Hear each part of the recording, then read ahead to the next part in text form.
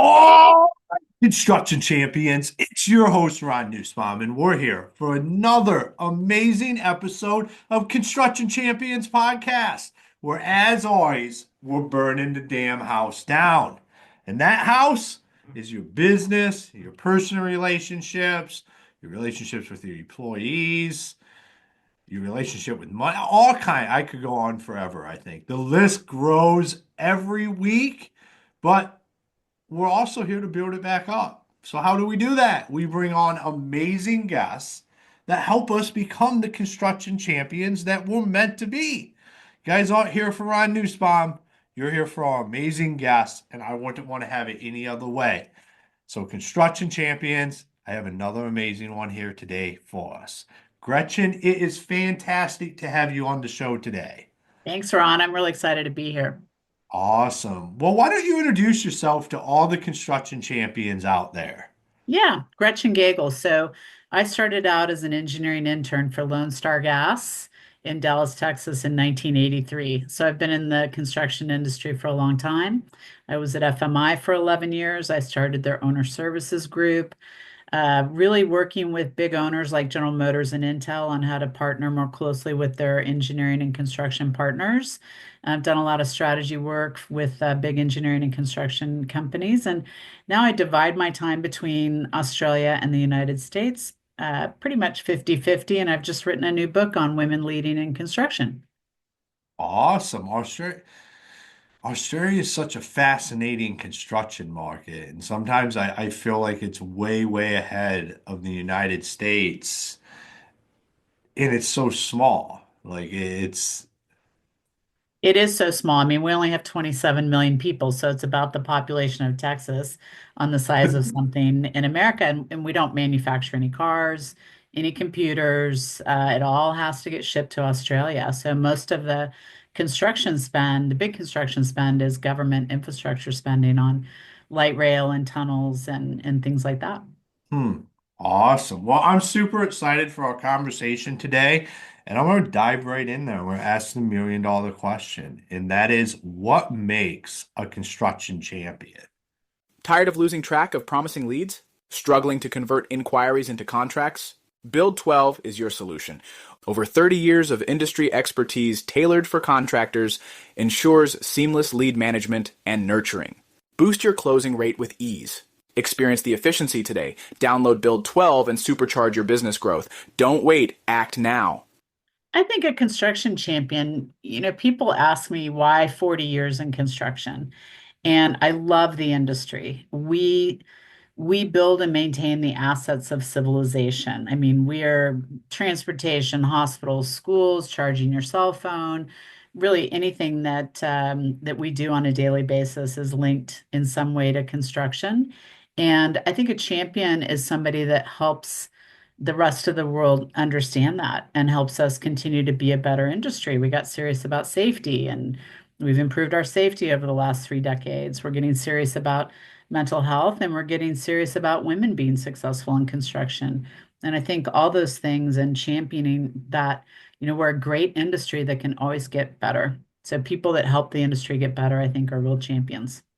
Amen to that. We are. The construction industry is an amazing industry. And I love the how you look at like we got serious about this and we fixed it. And now we're getting serious. Like stuff happens in construction, but a lot of times it doesn't happen until we get serious about it as a whole. Yep. You'll see offshoots of stuff, but once the industry as a whole gets serious about something, like you said, it gets done. Like we get it, we figure it out. Mm. Yeah, I mean, I just heard yesterday about Bechtel's big donation towards mental health, 7.5 million, and that other contractors and engineering firms are jumping on board with that. And I think that push to get our suicide rate down. We all know we have one of the higher suicide rates in the world, and I'm actually in the process right now, Ron, of starting a global institute called Women Thriving in Construction to create more collaboration and more funding and more concentrated effort around women thriving in construction. So I do think when we rally around things, we're problem solvers. We know how to solve the most technical construction problems in the world. We can solve some of these other problems as well. You're speaking my language because like that's my thing. Like that's not my thing, but like I say it on here all the time. It's like, guy, like we are problem solvers at heart. Like that's what we do. Why are we not fixing these glaring problems in our business and in the construction industry? Like what is going on out there? So I love that. And I let's dive into it. So I think that construction is an amazing place for women to have a successful career. Mm. Why do you think it is not looked upon that way? Like it's just not perceived as that. Yeah. Well, I think you have to start even more broadly that I just interviewed 50 leaders, industry leaders for my book. And when I ask people how they got into construction, male or female, a lot of them say, I kind of fell into it. I kind of didn't, I mean, they're not waking up when they're 5 years old and saying, I want to be in construction. For some people, it's just kind of I fell into the industry. So we might not be a first choice for a lot of people. And then you take women and they're like, nah, I don't see people that look like me. I just stepped down as chair of the board of Brinkman Construction in Colorado. I've been on that board for 7 years and chair of the board for 3 years. I don't see a lot of women that look like me chairing construction boards, right? So it's a lack of role models. And I don't think people really understand. I think we need a hit TV show. Okay. So if we can make hit TV shows about attorneys and doctors and all these other, why don't we have this big hit TV show that shows everybody what a great career you can have in construction? Yeah, why don't we? I mean like my thing is I think we can align that like the reputation, the mindset around construction is should be equivalent to doctors and lawyers. Like I got tired, my wife worked in a plastic surgeon office for 20 years, and I got tired of going to Christmas parties and these doctors that can barely operate a $2 million practice are laughing at me when I say I operate a construction business and we're doing 25 million in revenue a year and they think it's a joke because we're in construction. And I said that is what has to change. Like we have to change the perception around the construction industry. So yeah, how do we get a hit TV show? That's what we need. Well, I'm talking to a lot of people about it, and just turned 60 this year, Ron, and I'm getting serious. And I've got some construction going on in the background here, so we might have a little bit of background noise. Um, but I think we can. And my recent joke, and I have a degree in finance along with engineering, so I'm not trying to make fun of financial people, but when there's disasters, it's not the finance people that are going to solve things. It's not finance that's going to keep us fed and roads and bridges and buildings and hospitals. It's construction people. And I think part of the challenge too is that we just have so many people with so much humility in our industry. We Mm. don't study marketing, we don't study PR, we study engineering, we study the trades and all this. So we don't really know how to promote ourselves. That, yeah, that's pretty good perspective on that. But I think so those are where I think like people can thrive in the construction industry because I'm a component that anybody can have a successful career in construction. It's really up to you. Like you just have to show up, be willing to learn, be willing to apply yourself. And unlike other enterprises where there might be a lot of politics, all of this stuff, it's truly performance based. Like people in the construction industry don't technically care what your background, what your sex is, what your race, anything. They just care you're going to show up and do the job. And if you do that, you can climb the chain or climb your way right on up with no problems. And we don't market that at all. We don't like the benefits of just showing up and doing like construction has so many benefits and we just don't put them out in the forefront. Yeah. And the satisfaction. And I get that through my clients. I've worked on the Baltimore Ravens Stadium in the 90s. I've I can drive through light rail projects that I've worked on. Marriott was a client. I played on a golf course I consulted on, which was really fun. And I think back to your point about how do we help women thrive in construction, male allyship is critical. I have had really wonderful male allies and women to women allies, but I think men really advocating for women. When I joined FMI in 1994, we had contractors that didn't want a woman coming out and doing their strategic plan. And my boss at the time, Lou Bainbridge, said, well, you're going to have to go find another consulting firm because Gretchen's part of our team. And that's what allyship looks like. That's what really stepping up. And that's for anybody, that we all have each other's back, that we're making sure that people are treated with respect, that we don't have, you know, things going on on job sites, and it makes the industry a better industry. But the men are really the important factor in this as far as women thriving in construction. Yeah, I can see that having, because like you said, there's not a lot of look, like it doesn't look like me. I think one of the biggest, and I say this a lot, and not just for women, just for anybody getting into construction, is the one of the biggest misconceptions, if I can speak today, uh, is that we're all laborers. Yeah. Like everybody thinks, like if you're going to work in construction, you have to be a field worker, and that couldn't be any farther from the truth. Yeah.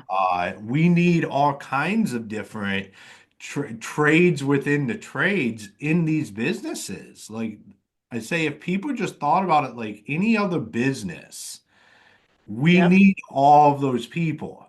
Oh, yeah. Accounting, marketing. Look at how AI is taking off. I mean, Sarah over at Trunk Tools putting 3 million pages of documents in for a high rise where you can just ask AI, what's the paint spec for this room on this floor?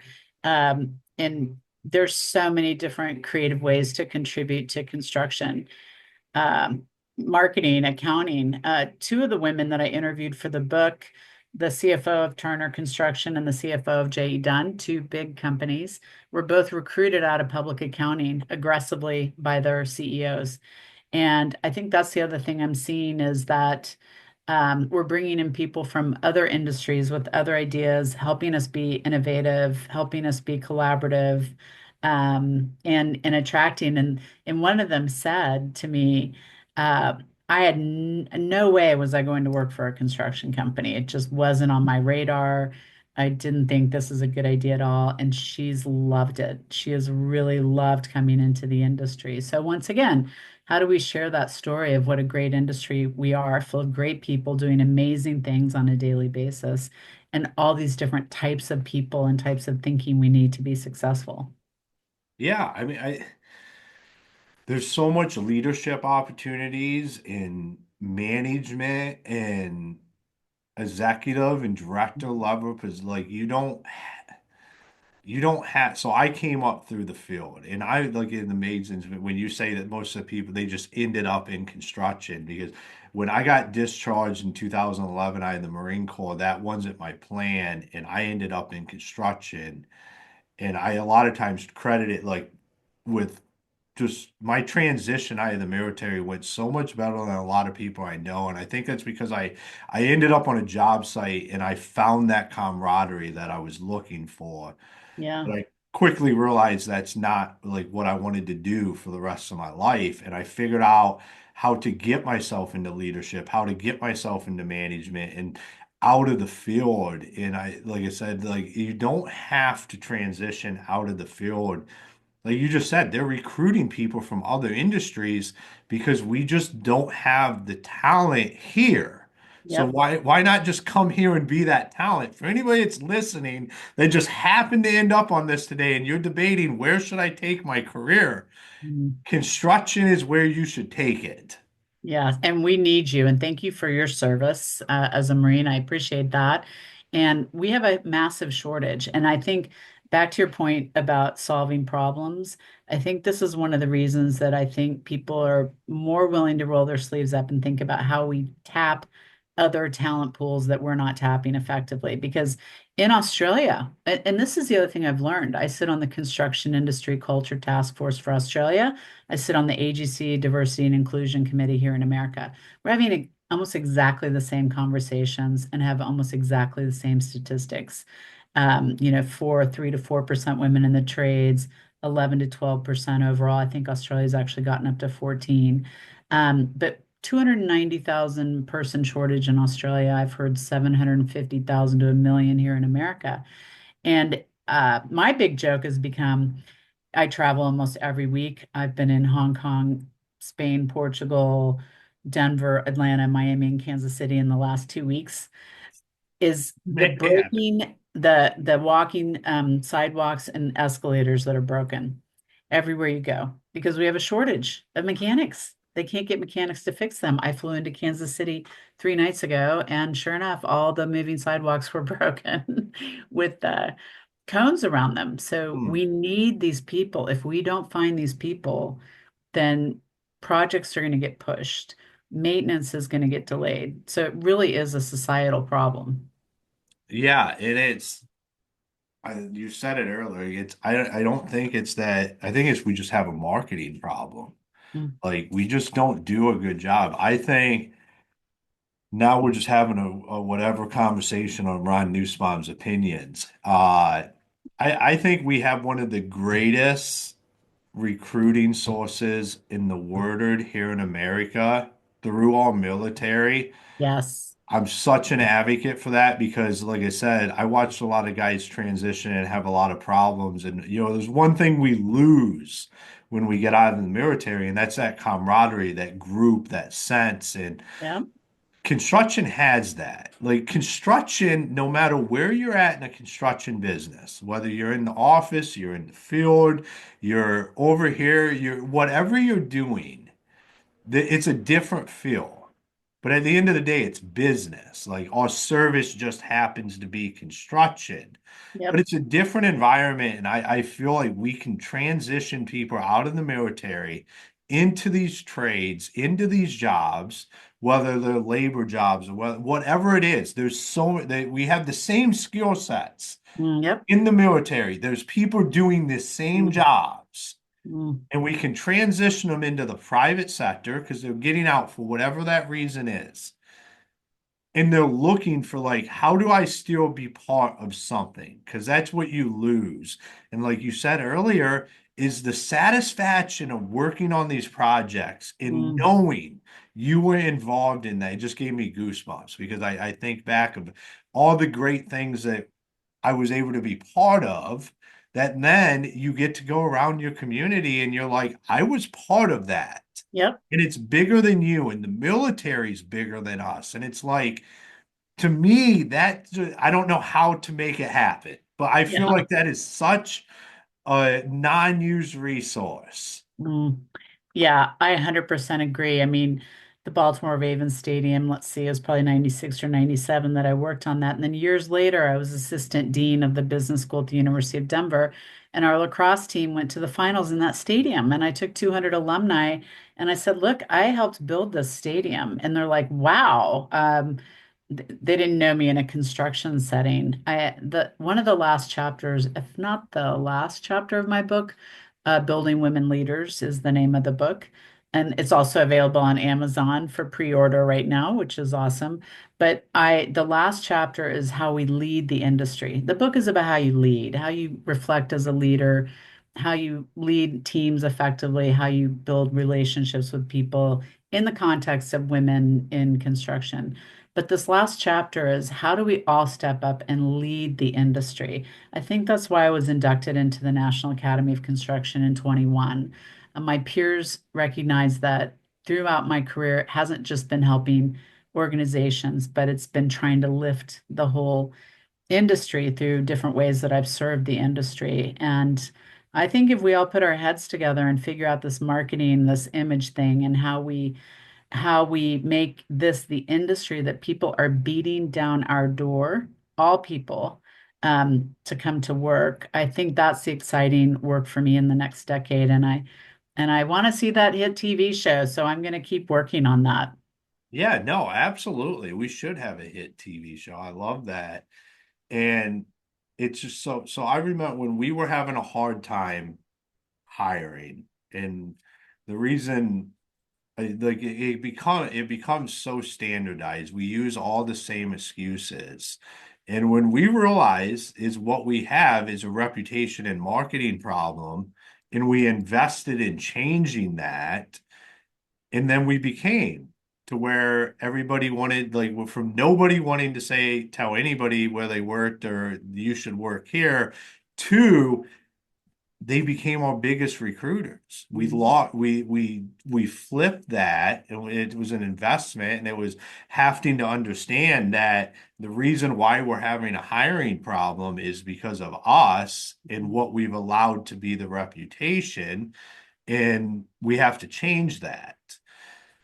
And Yep. that was, I think back, it's amazing. So when we, like, our management team was, we were probably about 60-40 male to female. And this is going back in the 2015, right around in there. And I Mm. mean, we were just a residential construction company, but I know one of the driving factors of that was to have different opinions, Yeah. to have different people. And we had some people that weren't from construction that were that we brought into management. Our CFO that we brought in was from he was had nothing to do, but we didn't want to have tunnel vision, Nope. because we understood we were building a business and our service was construction. Mm. We weren't just building a construction business. And a lot of people get tunnel vision on that, and they forget at the end of the day, it's a business, and we Yep. just do construction. And you have to have these other perspectives. You can't just rely on yourself. And one of the things that we didn't want was yes people. And we believed if we brought in a bunch of people that just understood the construction industry, and we weren't diversified at all, that people will look at us as like, oh yeah, you guys are vision, like it's so whatever, like this is insane, and Yeah. just say yes and go with it because it's stuff they've never heard ever talked about. We wanted people that could rationally think like, all right, yeah, I've seen this unfold in other industries. Well, what do Yep. you think it would look like unfolding in construction? So I couldn't agree more with what you're saying. And women make fantastic leaders. I tell my wife this all the time because she is, I believe, a fantastic leader, and she shows that every day. Now she's just a mom now. And to me, like, that's not just being a mom. Like, her leadership abilities extend over into that word, and it's way underestimated in my Yeah. mind. Like, I think it's one of the hardest leadership jobs in the world. I actually, my first book was called Eight Steps to Being a Great Working Mom, and I have a TEDx talk about it. And yeah, I think the moms, the dads that stay home, uh, and it's a complicated world now because I think I saw like 76% of moms work, which puts all this pressure on the dads too. It's complicated. We all have to, and we have to get more creative about how we employ people when both parents are working. I mean, we just have to get more creative. I was in a job site trailer, and the project manager said, "Oh, the superintendent's going to have to leave," and he kind of looked uncomfortable about it, and he said his kid's in a play, and I said, "Oh gosh, get out of here," and he's like, "Well, I'm like, leave." We have to create a. When I hear people say, "Well, they left because they weren't tough enough for our industry." It really frustrates me. Why do we have to be the industry that everybody has to be so tough to be successful? And bad I think marketing. yes. Well, and behaviors and expectations of people working 60, 78 hours a week. And yeah, and we face so much pressure on these projects, and it's a lot, but I think we can think more creatively about how we deliver that and not grind people into the ground. There's a Yeah, way to have it both. There's a way to meet the milestones and not kill people. Mentally burn them out delivering these projects. I absolutely agree. I had this thought. So I was a component of this. I was never able to get it off the ground, but I had so many guys that had problems with child care. Mhm. And I pushed and I pushed. We could never make it happen, but having a company ran on-site 24-hour a day daycare that Yep. we provided. I could never get it off the ground, but I never realized because at the time I didn't have children. And then, but Mhm. I started here, like I heard this stuff. Yep. It's such a problem for everybody involved. And then I found out how expensive it is. And I'm like, this is ridiculous. Like, if we could, like, just figure out a way to be able to make this happen at a minimal cost, like, if we could just literally break even, it would make it more convenient and it would save them a ton of money because I'm immediately like we can do it cheaper. Like I think we can do it better and cheaper than your average daycare here and provide this service that would be unbelievable for everybody involved. But I left that worded before I could get that off the ground. But for anybody Yeah. listening, it might be something to think about. Absolutely, absolutely. My daughter and son-in-law are facing this right now, pregnant with my first grandchild, which I'm really excited about. He's an architect. I keep trying to drag her into the construction industry. She's an accountant. I haven't done that successfully yet, but the cost of it and the flexibility that you need when you're both in big jobs and somebody has to pick up, somebody has to drop off. I do know a large global mining company that in another country just partnered at one of their mine sites with a childcare facility. So I know people are becoming more present to it because guess what? If you did that for your employees, do you think they're going to leave? Yeah, Like well, that's this, what I this was is the thinking. thing, the Like, talent war. You've got to win it by being really creative. Do these kinds of things, and you'll keep your employees. well, and another thing that I was thinking is like you have the spouse that's home.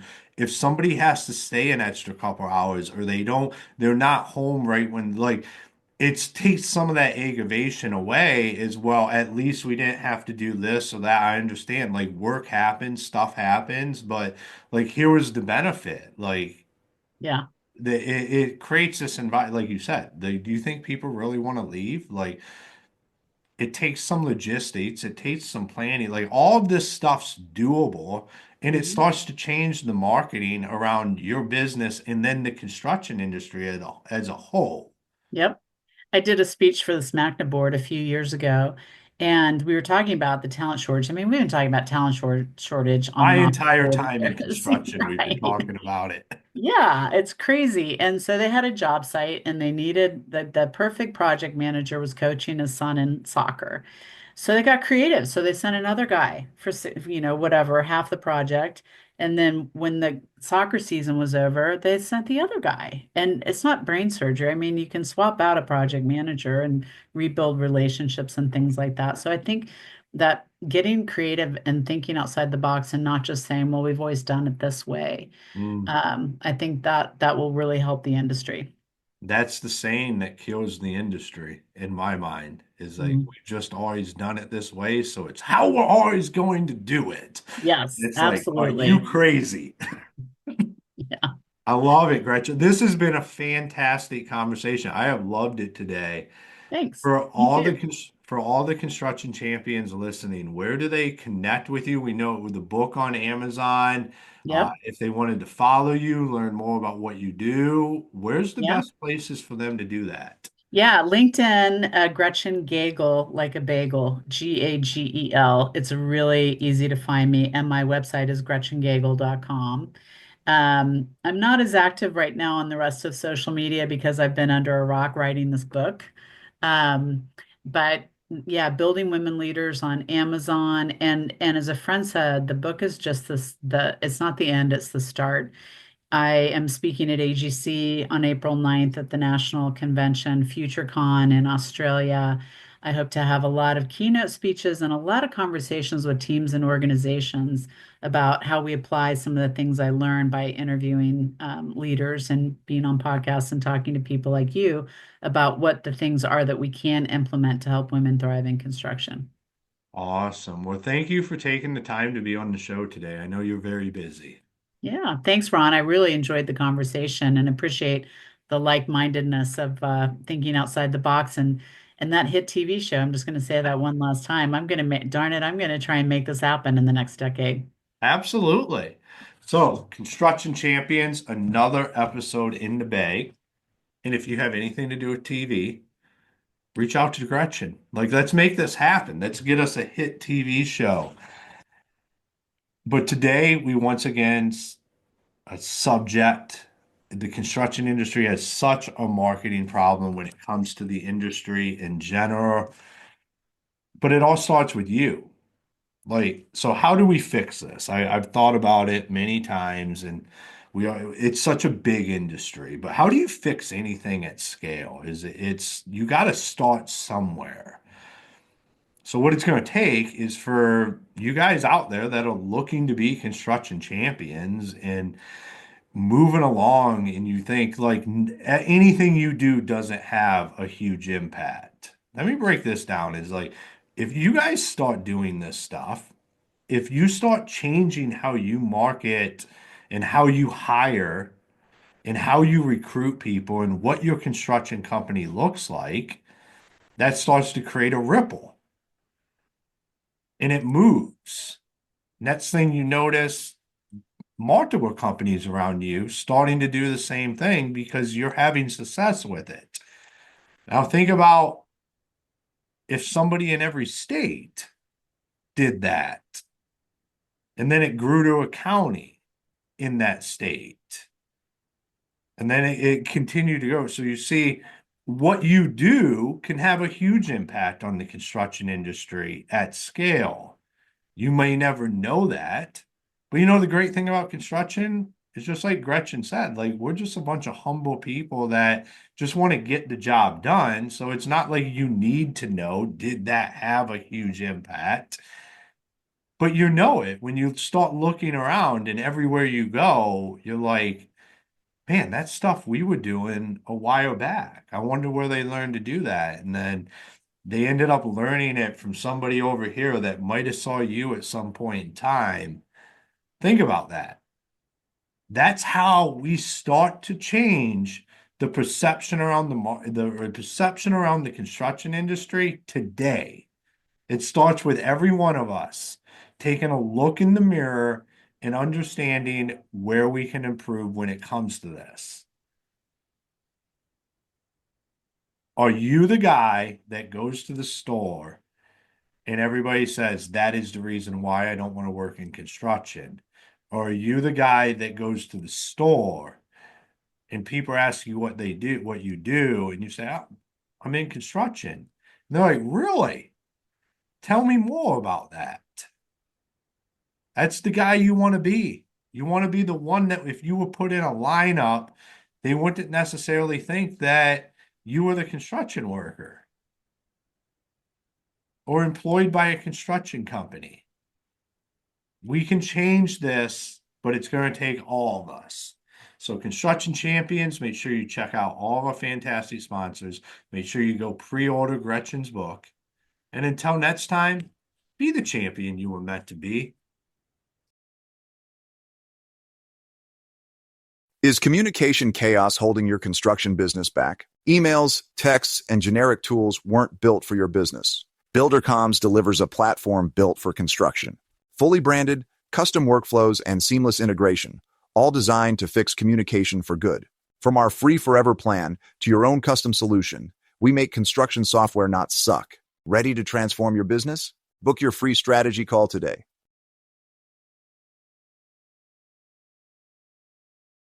Unlock the potential of property intelligence with HomeTrack. In seconds, generate over 250 data points from a single address using advanced imaging and public data. Streamline property assessments efficiently, saving both time and resources. Enhance your decision-making today. Experience the future of property insights. Engage with HomeTrack now.